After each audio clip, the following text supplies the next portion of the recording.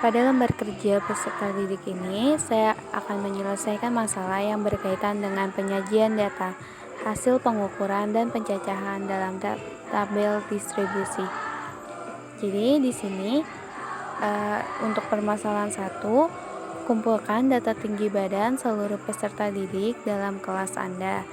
Nah, di sini saya sudah menyediakan data mengenai tinggi badan di kelas 12 IPA 2. Untuk data tinggi badannya bisa dilihat pada tabel pada gambar. Untuk permasalahan kedua, mengolah data yang didapatkan dari data tinggi badan tadi. Nah, di sini kita harus mencari jangkauannya dan juga banyak kelas dan juga panjang kelasnya. Nah, untuk jangkauannya di kelas 12 IPA 2 itu tinggi maksimalnya dikurang dengan tinggi minimalnya.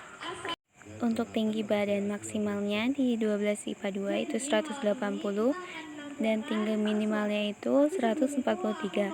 Jadi jangkauannya itu 180 dikurang 143 sama dengan 37.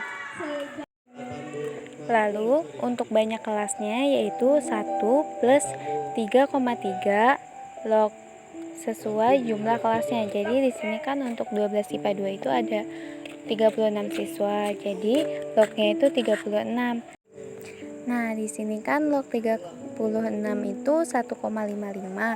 Jadi 1 ditambah 3,3 dikali 1,55. 3,3 dikali 1,55 dulu.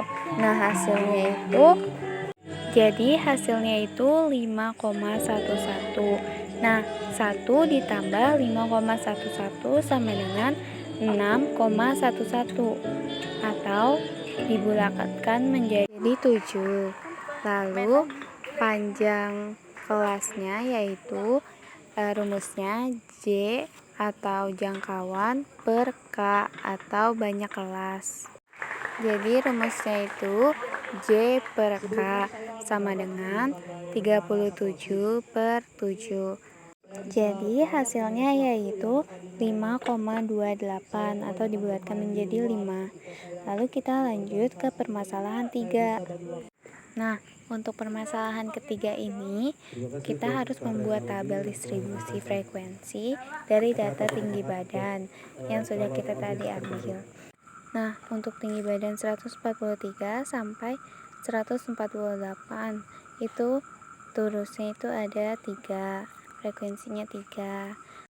Jadi untuk tepi bawahnya yaitu 142,5, lalu tepi atasnya itu 143,5 dan titik tengahnya itu 145,5 dan seterusnya. Jadi di sini sudah disediakan histogram. Nah, untuk yang vertikal atau yang garis ke atas itu menunjukkan frekuensinya. Untuk bagian bawah atau bagian horizontal itu menunjukkan nilainya.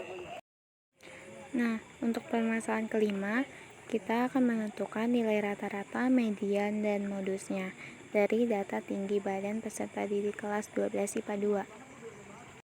Untuk yang pertama, kita akan menentukan meannya, yaitu mean sama dengan sigma FIXI per sigma FI sama dengan 5.778 per 36 sama dengan 160,5.